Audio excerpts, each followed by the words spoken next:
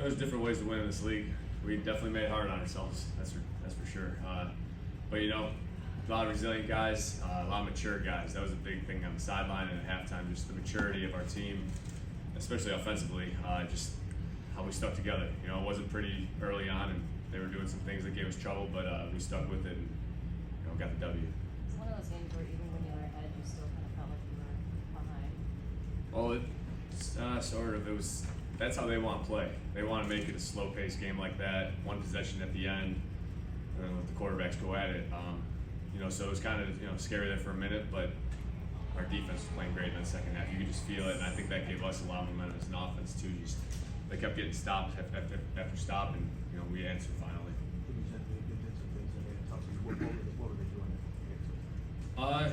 It was just that's kind of how their scheme is. They keep you guessing with the the personnel's coming in and out. A lot of people switching. Derwin playing a lot of different positions, but we knew that going into the game. It's just that's their style of football, and we knew that it was going to be a tough game today. The first that usually is at its best when you're on schedule, third and maybe third and short. You had a number of third and longs tonight that were big. And what went into that? Well, we ran the ball a lot tonight. I think we had 40 runs, someone said. Yeah. So I think that, a couple penalties put us in those long down and distance.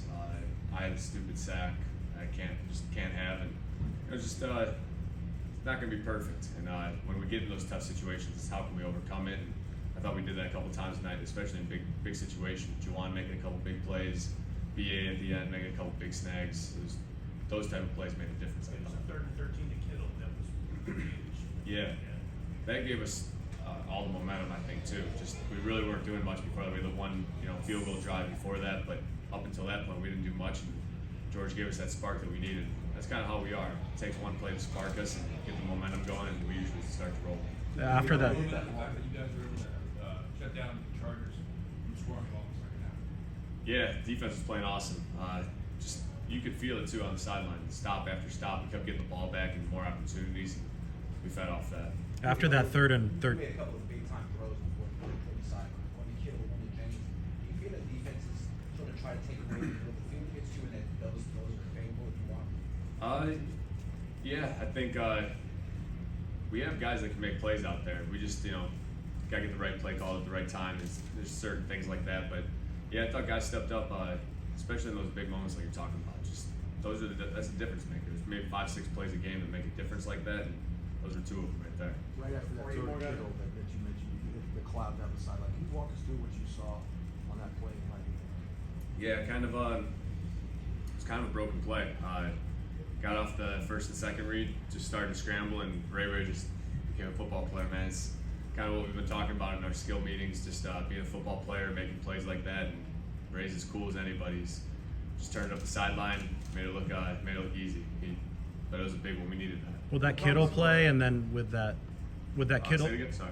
with that Kittle play and that Ray play, that was part of 5 straight passes that it seemed that you guys really started clicking. How important was that stretch, in the context of pass to set up the run to set up the pass, in this game plan? It was huge. It was huge. We knew going into this game, they didn't have the best run defense, and we were going to be able to run, but it kind of became stagnant there for a little bit until we, got into that little bit of rhythm there. And I think that's all it takes. Once we get into our rhythm like that, we can start rolling and making some good plays like that, and we just got to get there.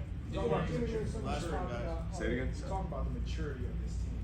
When you're looking at the box score, Elijah Mitchell has 4 more carries than the Kittle has 2 targets. Debo has, I think, 6 targets altogether. So how does that buy in? Like, how do you get the team to buy in knowing that they're not going to get as many targets as they I was kind of talking about this earlier in the week. I think just we have a very unselfish team, and I think that's hard to find in the NFL nowadays. It's just everyone's about individual stats, fantasy points for all the fantasy owners out there, but we got a team, man, and I think it showed last week against the Rams, guys stepping up in different roles, and just showed again today. Just guys don't care if they get 10 targets or 1 target. If we get a W, W's a W, and that's all we're here for. Sorry, one last question. Good, man. There was so much talk during the week that all the offensive firepower is now ascending. Guys, what would you say to those? We're disappointed you guys didn't score 72 points. tell them we got the W. That's more important than any 72 points. No, it's no, that's just that's the style of defense these guys play though. They take away, you know, stuff like that and make it hard on you, make you do those 10, 15 play drives that we had to do tonight. And it's not going to be flashy, but you know, W's a W, and I hope fans are happy with that. All right, we got See a you lot.